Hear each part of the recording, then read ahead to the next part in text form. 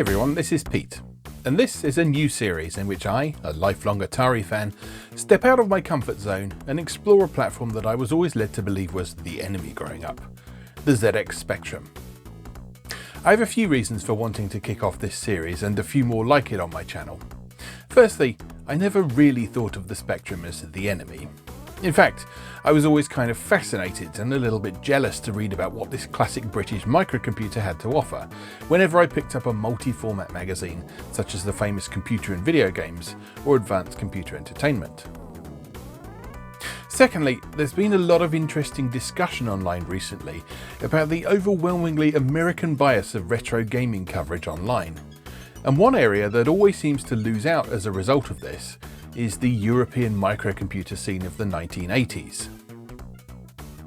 While some North American gaming historians would have you believe that the entire industry ground to a halt in 1983 as a result of the great video game crash, and that things didn't pick up again until 2 years later when Nintendo saved the entire medium with the NES, here in the UK in the early to mid 1980s we were all quite happily playing games on our home computers, blissfully unaware of anything that might have been going on with the fledgling industry across the pond or elsewhere in the world. I've always firmly believed that we have a lot to learn from classic microcomputer games.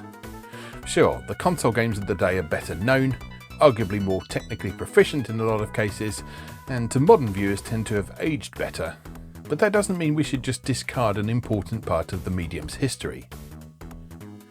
So that's what this series is all about. We're going to look at both the built-in games on the recent The Spectrum Recreation Computer, along with some other titles from both yesterday and today. Like many other classic computers, the Spectrum scene is active, vibrant and lively to this day, with some great games still being produced for it. And it just so happens that we're going to be kicking off with one of these new games today.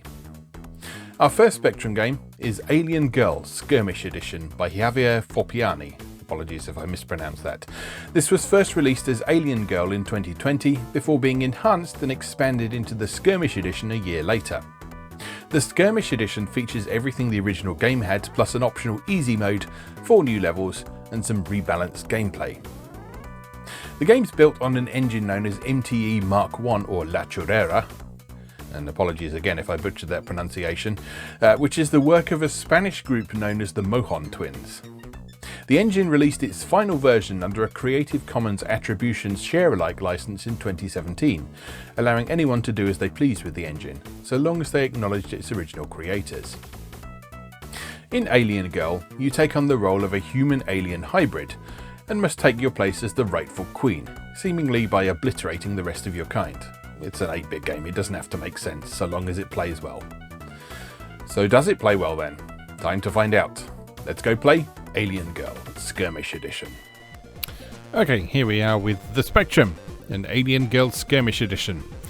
In this futuristic shooter, you are a human-alien hybrid on a quest to find and defeat the alien queen. Navigate the alien-infested ship by shooting doors to open them, move crates, find power-ups, and don't run out of time. Alright, let's just check the controls. So I'm using a gamepad for this. You can play with the keyboard, but most games have some sort of joystick support, which you can just plug in a USB controller, such as the one that comes with the A500 Mini or the C64 or the 400 Mini and so on.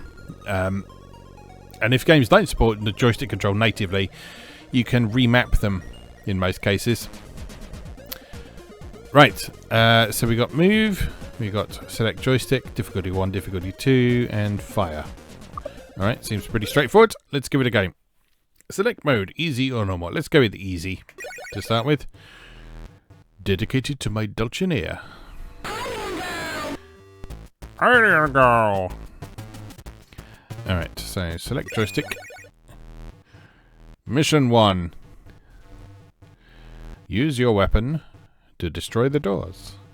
Follow the red arrows and kill the queen. Alright.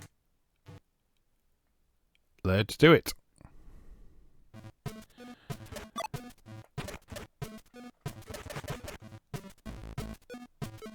Okay, so we are Alien Girl, who is the The one that I'm moving around. Aliens seem to be coming out those holes. And I guess they will keep coming. We've got limited ammunition as well.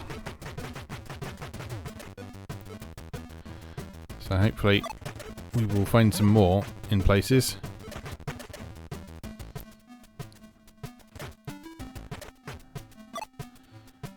And we've got 2 lives left.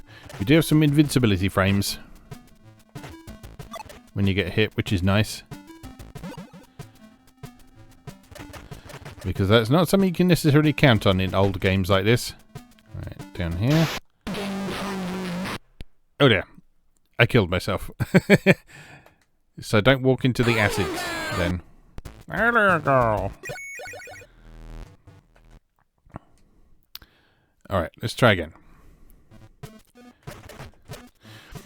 So the thing with the Spectrum, if you haven't come across it before,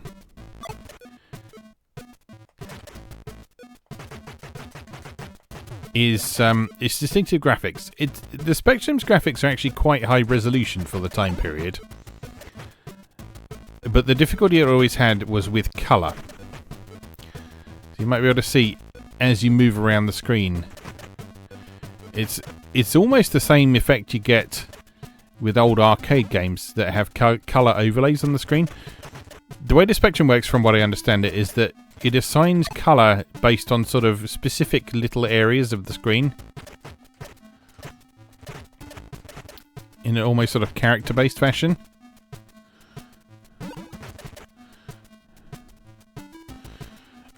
And that means as characters move around the screen, they will sort of change colour. So you can see as Alien Girl moves up and over that exit section there, she changes to red while she's over the top of it. And that's quite a distinctive aspect of Spectrum graphics. There's some health there, and that's what we want.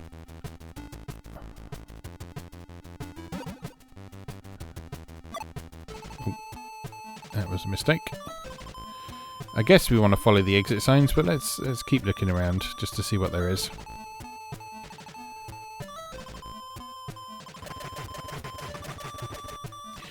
You might also notice that this game has considerably better music than what you may have been led to believe the Spectrum was capable of. That's because this is a 128K Spectrum game. So one of the later model Spectrums that had a bit more memory. Also had a better sound chip. It's actually pretty much the same sound chip that's in the Atari ST. I don't know if it's completely identical, but it's certainly very similar, so it has the same capabilities. Which is 3 channels.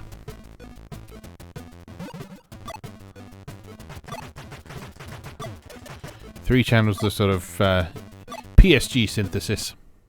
Time's up. Wow, okay. Okay, I'm glad I chose to play on easy. Wow. Okay, let's have another go. And just go more quickly this time. Just leg it straight through. Shoot anything that's in your path, but don't waste time. Just blast your way through the doors. Shoot the baddies. Avoid the pits of acid. And then just run! Getting some ammo is a good idea though. Because we do not want to run out of ammo. Ouch. Do not run over the acid patches because they hurt. But there is some health around here somewhere, isn't there? I think it was on the next screen.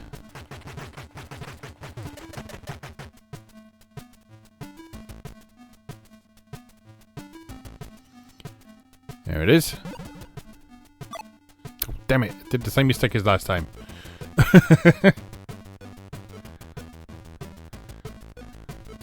Okay, just follow the exit signs. We've got 49 seconds left. Alright, push, push. Just run, just run.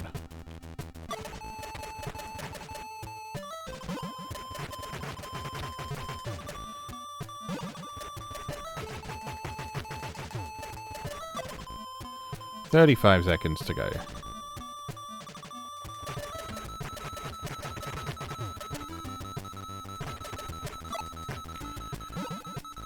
30 seconds to go. Come on, keep going. We can make this. Oh, time bonus. Very helpful. Oh, this is nasty.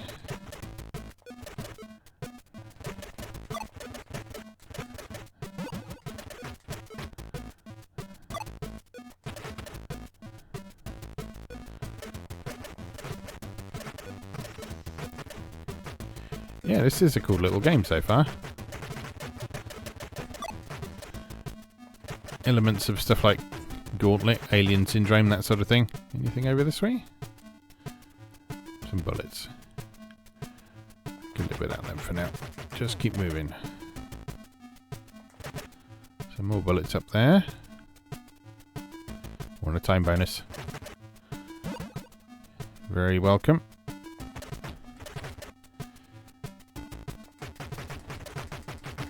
Yeah, so the big challenge, if you've never come to Spectrum games before, is learning to pass the graphics. Because with the colour issues I talked about there, it can sometimes be a little bit tricky. It can sometimes be a little bit tricky to pass what's going on screen. But once you get a feel for how things look and feel, you'll discover that Spectrum games actually have some of the most detailed graphics from the 8-bit era. Okay, that was good progress. Let's try again. But yeah, while the C64 and Atari 8-bit and Amstrad CPC were mostly relying on lower resolution graphics modes for their screen displays that had more colour in them. I don't know if this is true, but I believe the Spectrum only has one graphics mode. And it's like 320 by 200, which was regarded as high resolution on the other 8-bits.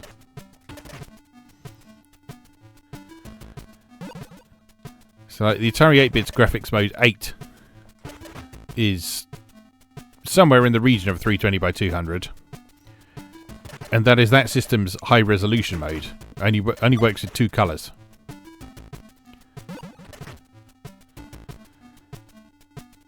Whereas the Spectrum, everything was that resolution. So you don't have any of that sort of distinctive chunkiness that Commodore 64 sprites in particular have. Everything was able to have a surprising amount of detail.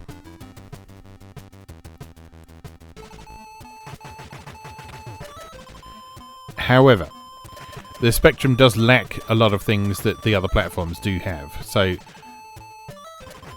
I don't believe it has any hardware sprites, whereas both the C64 and Atari had those.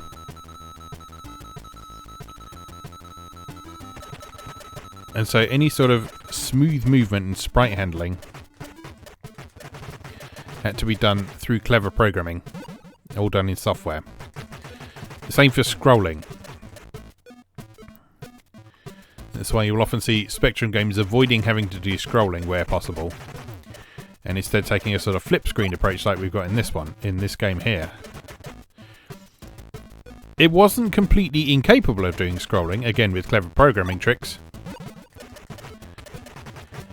It just didn't have the hardware to do that natively, like the C64 and Atari did.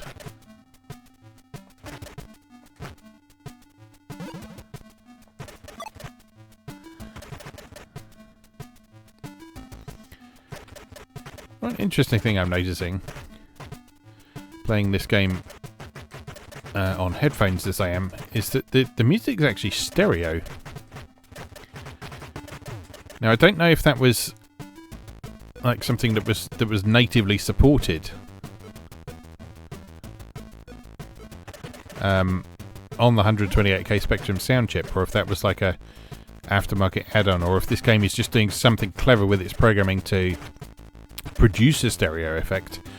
But yeah, this is definitely stereo. You may well be able to hear it on the recording.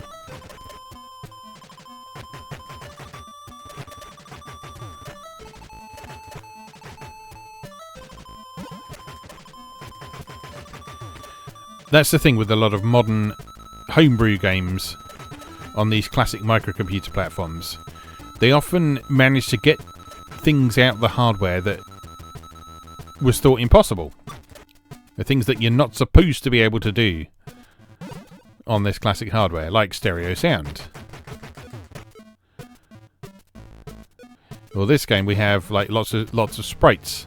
Oh, that's the alien queen. Hello. How do we kill her? Do we just have to shoot her? I guess.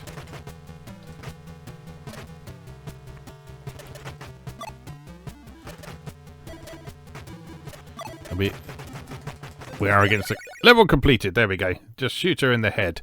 Just shoot her in the head repeatedly. Alright, on to the next. That was a nice transition. Mission 2. Acheronte Planet. Use your weapon. Destroy the bones. Kill the queen. Alright, let's do it. Oh, we got different music. A different music and a different colour palette on this stage.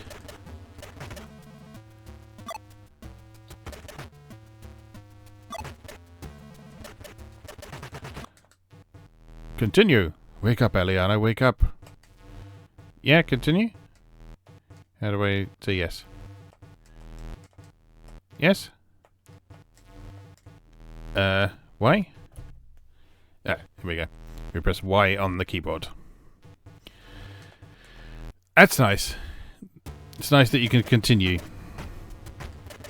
Again, not something you should take for granted in... Oh, they're coming out the walls, I see. I thought they were just appearing from nowhere, but no, if you look at the design of the walls, they are actually coming out of... the sort of alien-shaped holes in the wall. Well, this level's much harder.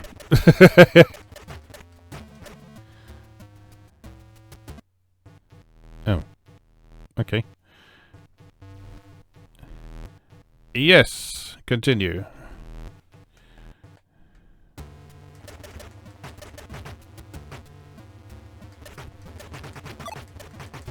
Yeah, if you need to be ready for those, it doesn't make it easy to avoid them, but it does allow you to sort of be ready for them, at least. To know where they're likely to be coming from. Yeah, this level's tough. Stop it. Get off.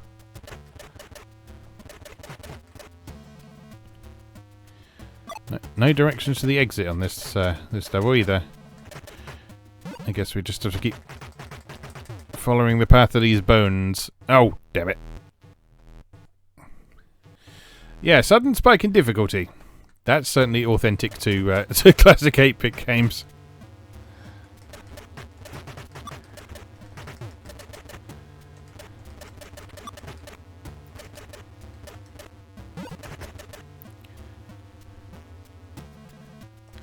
Get out of here. Leave me alone.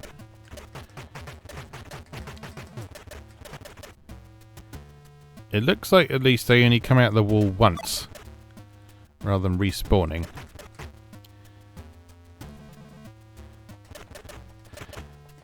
Whereas the holes in the floor, they keep spawning aliens. So that's something to bear in mind. Oh, no. Oh, you need to learn where all those enemies are, don't you?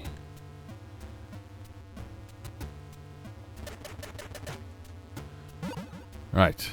Some more like... Oh, no. But there's some down here as well, aren't there? Hello? That's the wrong way. Any more? No. Okay.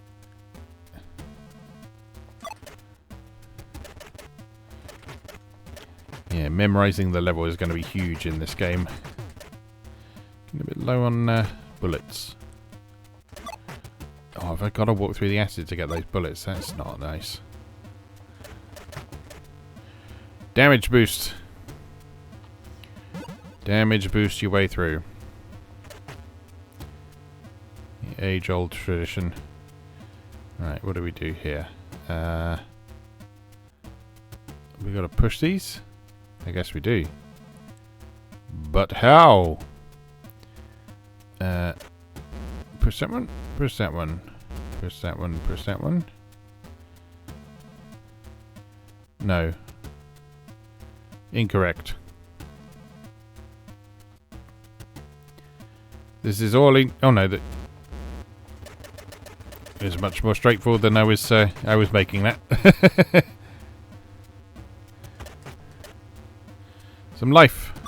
Yes, please.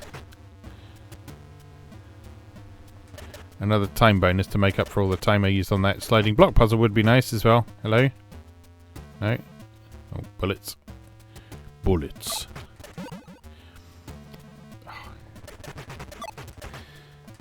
I'm starting to get a feel for where he's putting the aliens that come out the walls now. It's normally in line with where you need to go. Or where there's a power-up. He's pretty consistently put enemies in that path.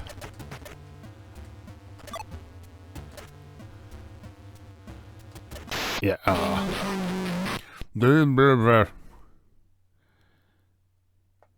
We got continue? Oh, we've only got limited continues as well. Alright, okay. Getting the hang of this now.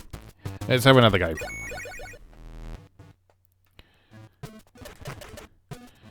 Alright, I know what we're doing now. I know how this game works. And this game is actually very, very good.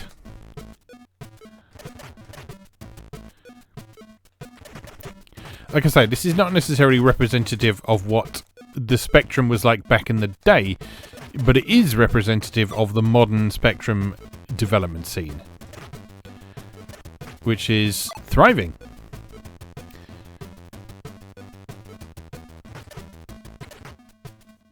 There's a lot of small modern indie developers making stuff for the Spectrum.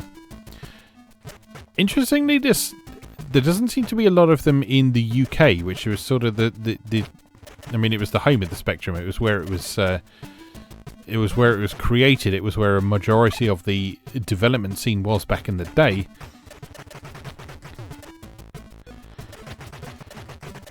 But these days, a lot of the development scene for the Spectrum seems to be in kind of Eastern Europe and over into Russia. There's a little outfit called Retro Soul, who I think are Russian, if I remember correctly. They've done a lot of Spectrum stuff, and then they've gone and ported that to NES in a lot of cases. But a lot of their stuff they do on Spectrum first, and then port to other platforms. So if you've ever played a lot of the stuff that Mega Cat Studios publish, a lot of their stuff. And probably the NES versions of those games tend to get a little bit better known because they're published by Mega Cat rather than self-published. But a lot of those games originated on Spectrum.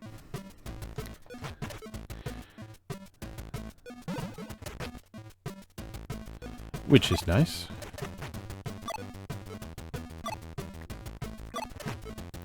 Oh, come on. I was cutting that a bit fine there.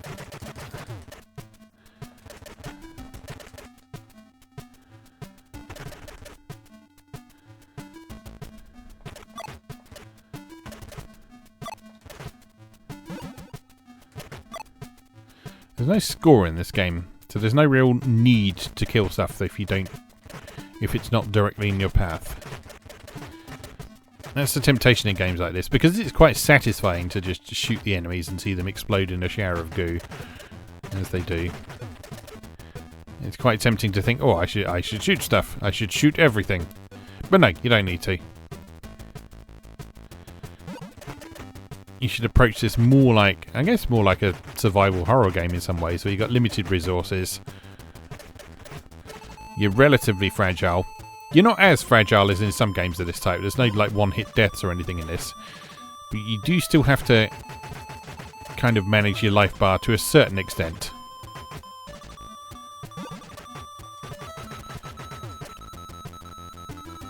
and try and avoid taking damage as much as you can.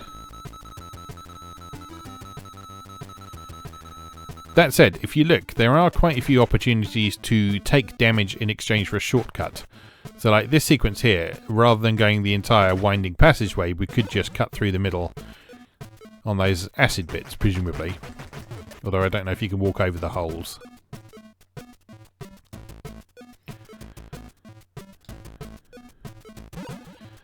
Alien Queen time? Alien Queen time, shoot her in the face repeatedly. There we go. That's how you do it. Alright, does that mean we're going to go into the next level with 9 life? That would be nice. Yes, use your weapon, destroy the bones, kill the queen. Oh no, no, you actually resets your life down to 5 again. That's interesting. So you can't, like, give yourself an advantage on the next stage by doing well in the previous one.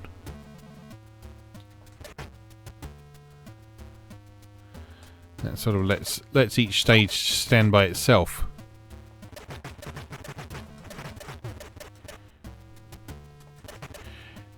I guess it also stops you feeling like a run is doomed if you don't do well in the first level, for example. Which is an interesting approach, certainly. I can see the benefit of it, but I can also see how that might annoy a few people as well. Ouch. Need to concentrate. Need to pay attention. Because they're in the walls. Alright, there's one here, isn't there? There he is. Oh. I'm getting a feel for it, though. I'm getting a feel for it.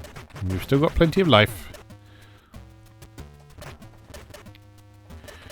I should go and get that ammo, really, shouldn't I? Yeah. Just gonna have to. You can walk over the holes. Yes, you can.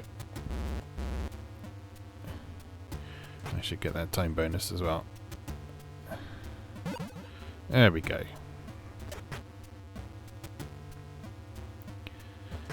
Right, 4 lives, plenty of time, reasonable amount of ammunition. We're looking okay. We are looking okay. It's going to be one. There he is, yeah. See, right by the power-up. Reliably placing those enemies reliably in your path when you're going to go for power-ups or the route through or so on. There's going to be one here, isn't there? There it is. That's nice design. That's nice game design, that you can get a feel for how the enemies are positioned and where they're likely to appear. It rewards you paying attention to the game and how it's put together, which I'm always all for.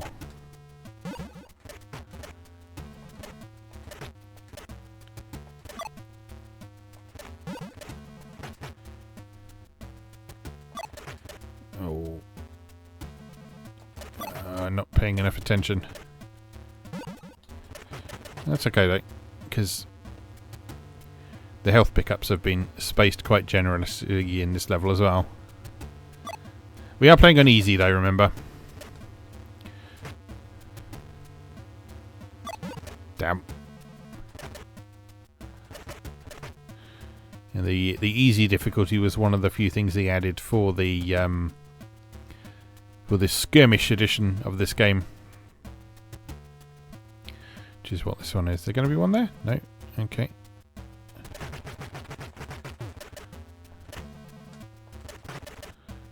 But yeah, I'm really impressed with this so far.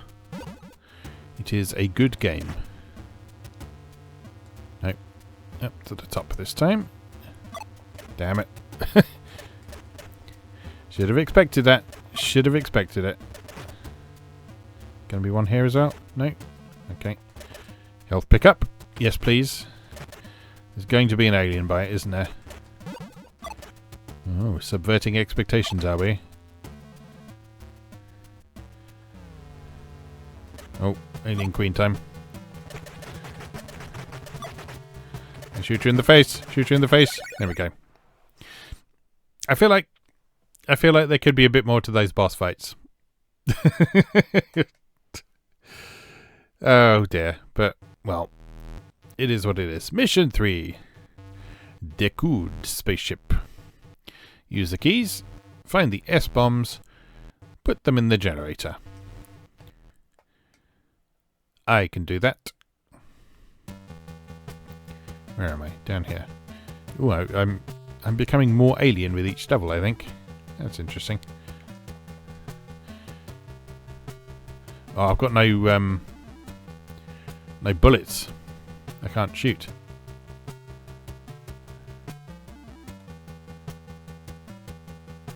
Does that mean I can't open doors?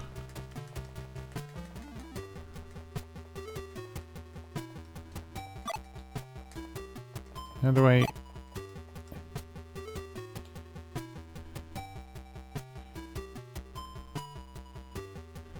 I guess I just have to avoid the humans. So they all move on pretty predictable patterns. So I guess I need to find the keys for the doors in this one, because I can't bash the doors down.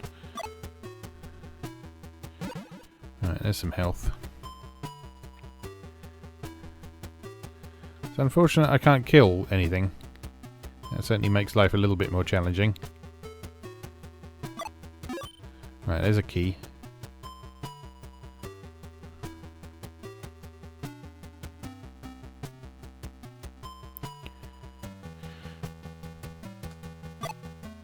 Oh dear, taking lots of damage. So I guess I need to grab these. There we go. I've used that key now, so now where do I go?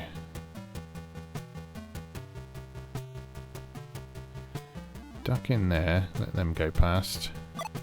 Try and avoid their shots as best as possible. No, I can't get up there, can I? Or can I? No, that's a wall.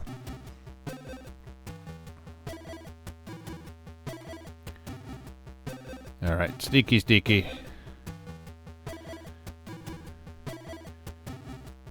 Oh, I need another key for that door there. Have I messed up? Have I made a mess of things? Quite possibly.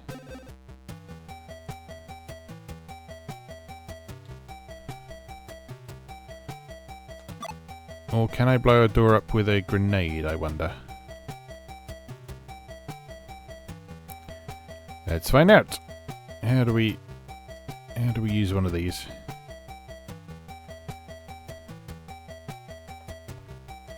How do we use one of these? I'm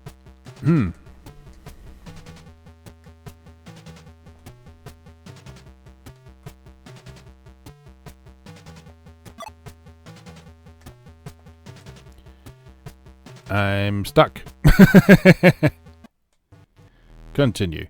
Alright, I'm just going to pause for a sec and see if I can find out how one is supposed to use the bombs. I'll be right back. Okay, we're back. I couldn't find anything in the instructions, either online or on the itch website for this game, about using the bombs. So I guess we just have to figure something out. Because yeah, we definitely can't attack. We can't shoot, can't spit acid or anything like that. We can't kill Cubans by walking into them or anything like that.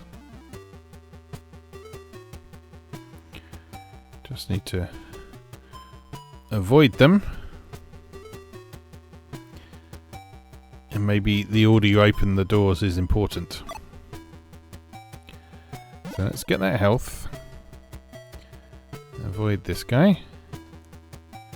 Sneak through there, take damage. Nothing up there.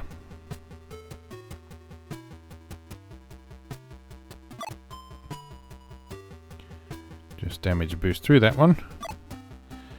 Right, and let's go through this door.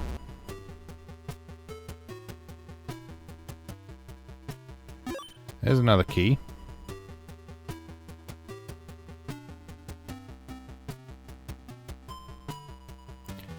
And then we can go up here as well. And presumably through here. Yep. Some more health up the top there.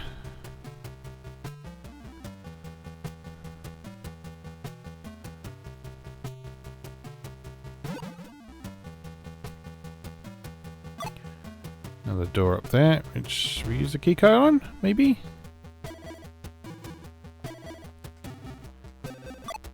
Oh, well, there's a bomb, anyway.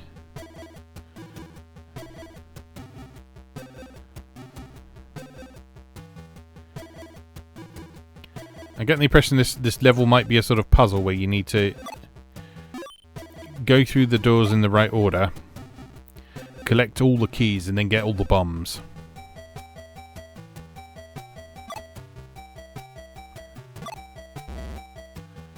Without being able to kill anything.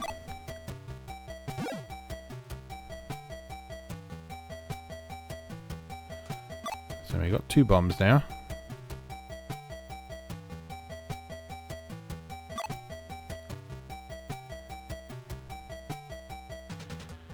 Sneaky, sneaky through here again. Oh, no. Avoid these horrible bastards. No time limit on this stage, at least. Right, another key.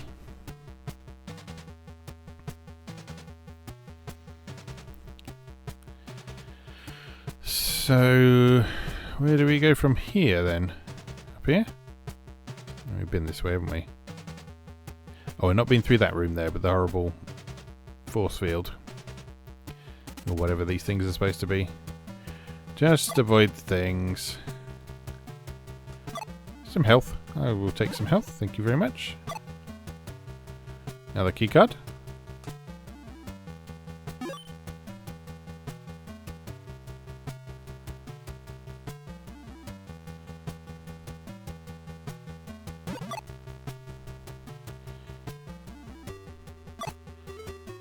That's nice. You can sort of peek into the rooms like that.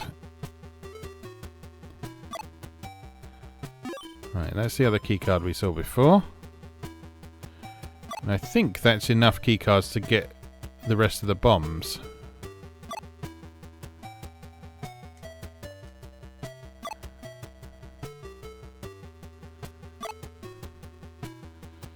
No more health pickups though, I don't think. So we could be in trouble. Ouch. Yeah, I feel like we're definitely in trouble now.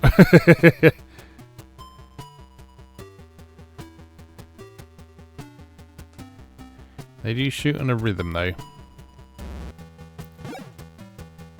Right, got 5 bombs.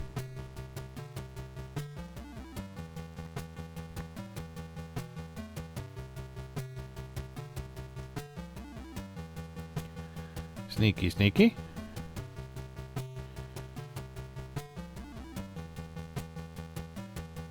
Ah, damn it. Wake up, Eliana, wake up. Okay, I think that's how you do this level, though. Use the keys. Find the 5... Yeah, it's 5 bombs, not S bombs. Right, that makes sense. So we need 5 bombs to put in the generator.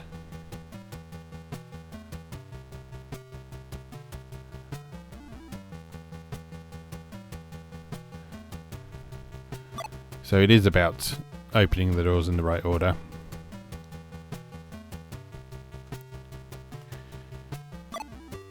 There's no sort of safety net for if you get that wrong, though.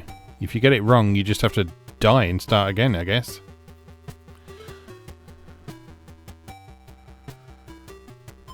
Because there's no other means of opening the doors, I don't think.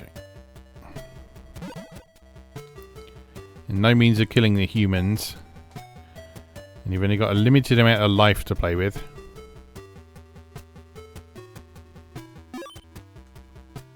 Right, nothing there.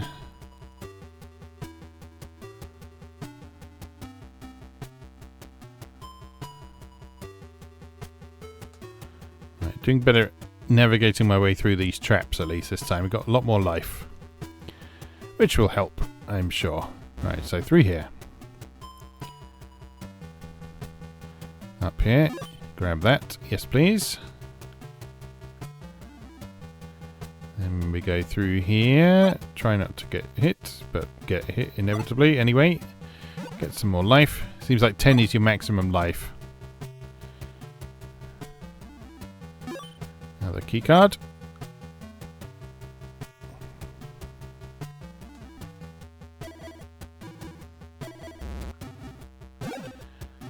our first bomb. And some health.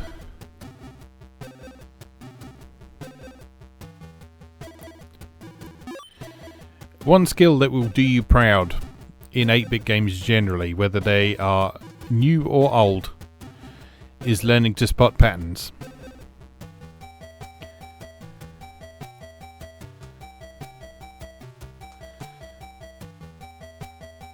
Because a lot of games on classic 8-bit platforms didn't bother to have a sort of artificial intelligence routine for their enemies. They just had them moving on set patterns. And you see, that's very much the case in this game. Everything is just sort of bouncing on set patterns. Which means that once you spot that pattern, you can find ways around it to avoid taking damage. Now, okay, that might be quite difficult at times, but it is always possible. It is always possible. Right, une bombe.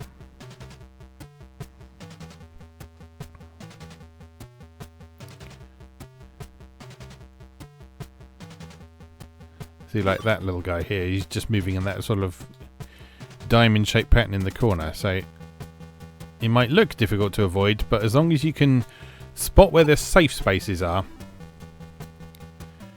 and just take care to move through those and time your movements carefully, you can get through it without too much trouble. Same with the humans there. They're firing on a set rhythm. And so once you spot that rhythm, all you need to do is just make sure you're not in the line of fire.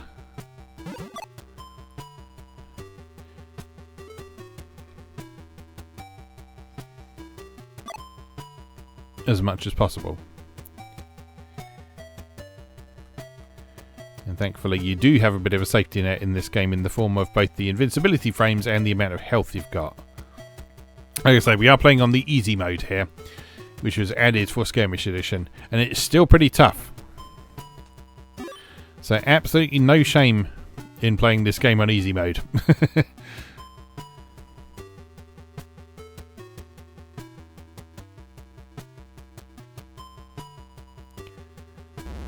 Alright, bomb number 4.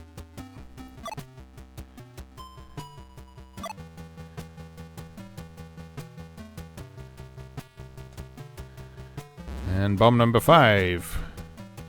So then we go put them in the generator, which I assume is that big sort of square thing we saw in one of the rooms with the brown zappy traps.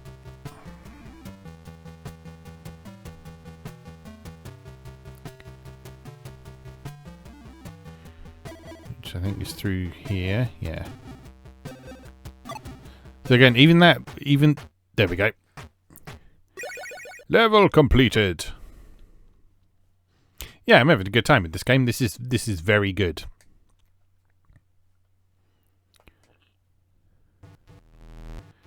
Mission 4. Decoud spaceship. Alien skirmish. Survive.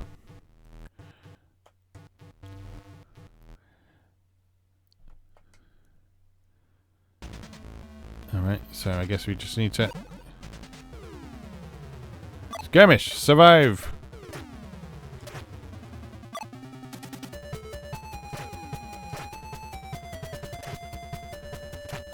Any indication of how long we have to survive here? Or is it just literally a case of... shoot these guys repeatedly?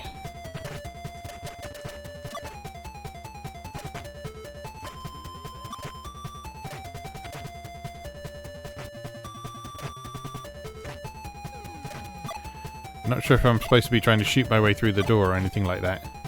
The time is counting down. Oh, there we go. Okay.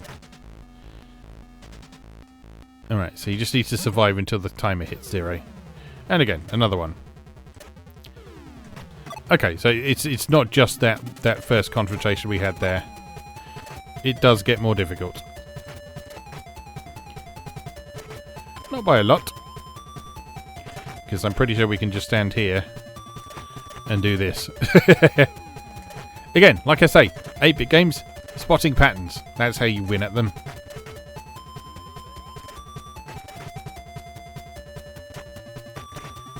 8 seconds.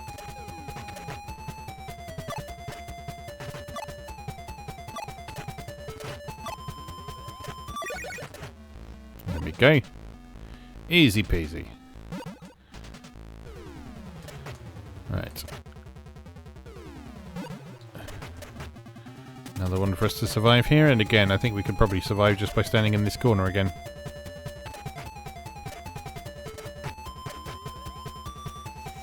Yeah, not exactly a horde mode, is it?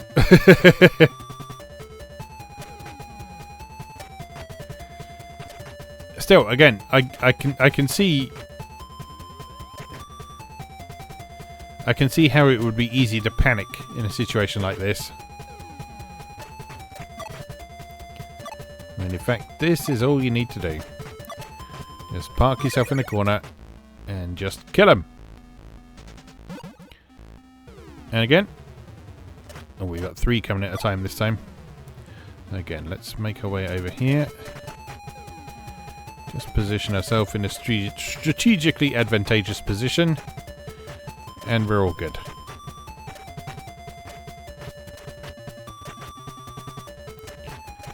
We've got an ammo replenishment if we need it. Which we probably won't at this rate.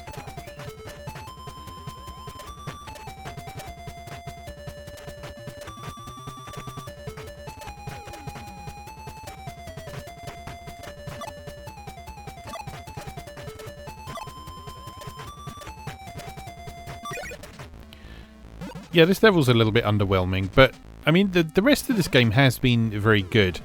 And I think it's worth noting that there's been a ton of variety.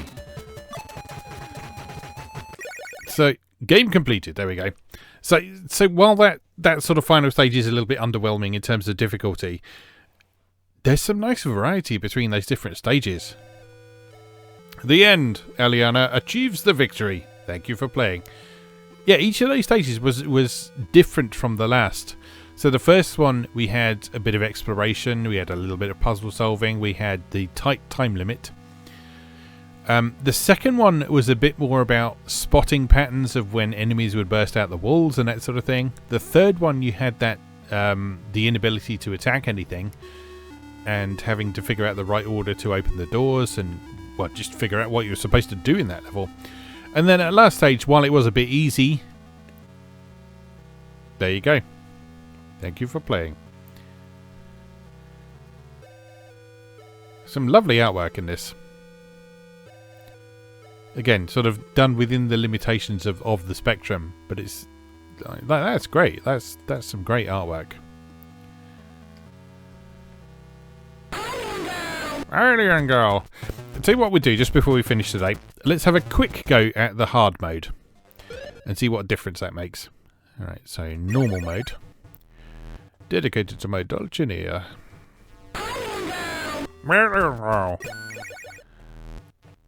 Right. So what is harder?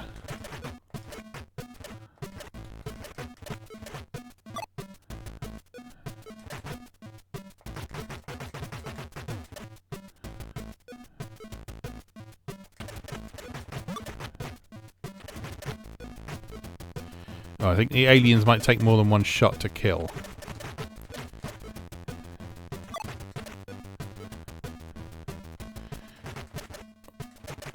Which makes it a little bit more likely that you'll take damage. Blah, blah, blah. I will add as well, if it wasn't abundantly clear, that getting Sample Town out of a spectrum, even a 128k spectrum, is an impressive achievement. Not unheard of by any means, but still quite impressive. This is not a sound chip designed for playing back sampled sounds.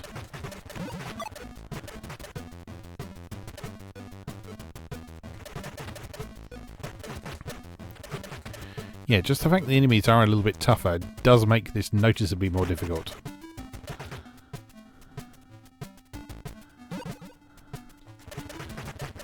It's a very simple change, but quite an effective one.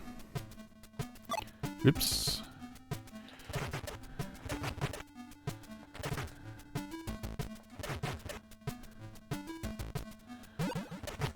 still doesn't change that your greatest enemy in games like this is always going to be yourself. Just walking into puddles of goo on the floor.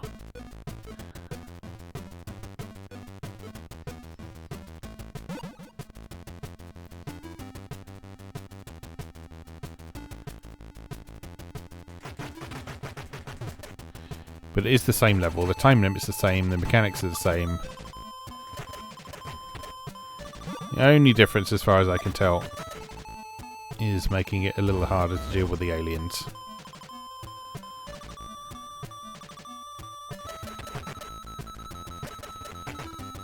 Even so, pretty cool. Pretty cool.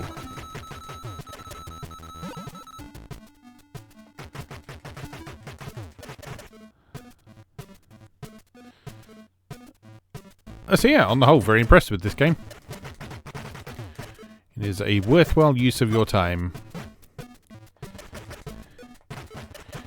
And a nice entry point to Spectrum gaming. Because believe me, particularly when you look back at some of the older stuff, there is some rough stuff to deal with.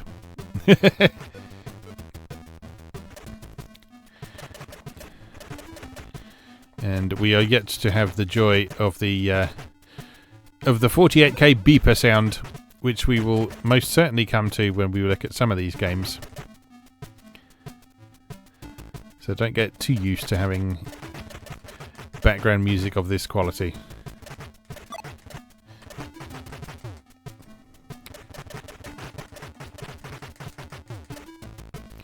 Because as anyone who has seen the Manic Miner title screen will attest, yes, we don't always have it this good, by any means.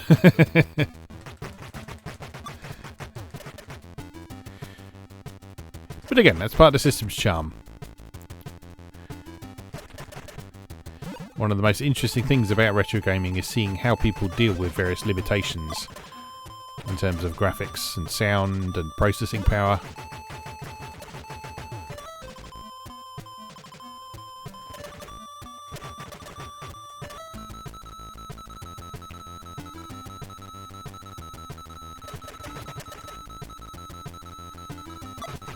And the modern retro scene is often a great place to look to see how people deal with those limitations. Because for a lot of folks, the biggest sort of appeal element of developing for retro platforms is precisely that, having to work with those limitations and work out how you're going to do that. Okay, we get the idea. So hard mode is just a little bit harder. It's not massively harder, but it is a little bit harder. I don't think we need to play through the whole thing again, though. So let's leave that there for today. That was Alien Girl Skirmish Edition for ZX Spectrum, which you can play on the Spectrum, or you can grab the standalone version of it from itch, and play that in an emulator of your choice, or even on real hardware if you see fit. Anyway, let's leave that there for today. As always, thank you very much for watching, and I'll see you again next time.